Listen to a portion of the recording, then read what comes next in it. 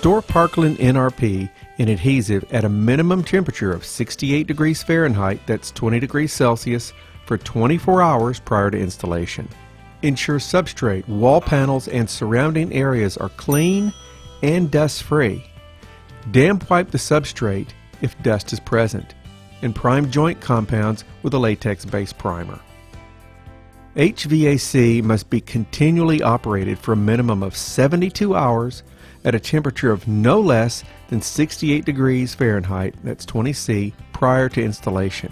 Be sure to run the HVAC for an additional 48 hours after the installation is complete. Now, identify which substrate you are installing over. Is it a smooth wall surface or concrete walls? For smooth wall surfaces, you may install either 1/16 inch or 1/8 inch Parkland NRP sheet products.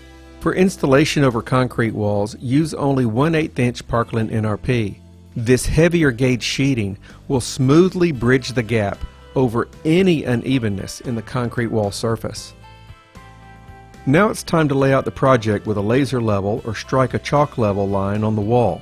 We're going to check for unacceptable locations of panel seams, trim pieces, or wall openings. It's easy to protect from overspray with either a spray shield, drop cloths, or paper masking. Shake the aerosol can well, remove the blue safety tab just like this. Then hold the can upright approximately 10 to 12 inches horizontally from the substrate, aim, and pull the trigger. Move can back and forth, spraying smoothly and evenly. This is the correct spray pattern. Make note of the reference coin for scale. Spraying in a sweeping motion may result in an inconsistent spray pattern. If overspray does occur, it may be removed with a damp cloth while the adhesive is still wet. Allow the adhesive to dry until there is no adhesive transfer when lightly touched. High humidity and/or low temperature increases the tack time. Open time after application is about 2 hours. While it's open, ensure that the adhesive is not contaminated by dust. Wipe the sheet back gently with a clean, damp cloth. For non-full-size sheets, pre-cut with a hooked blade. Dry fit to ensure the proper size and keep 1/4 inch minimum above the finished floor. Trim dividers are to be a 1/16 of an inch minimum above base moldings.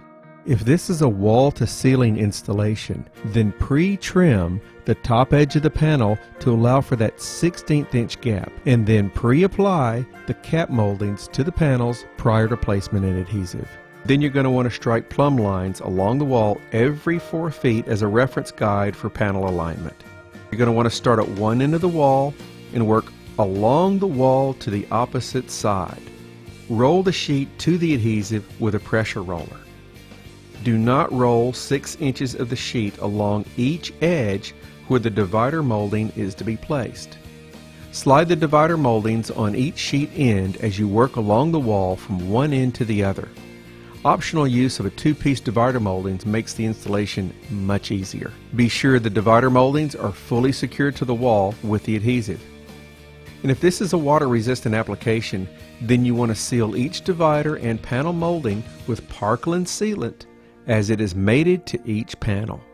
Remove excess adhesive with a rag and appropriate solvent.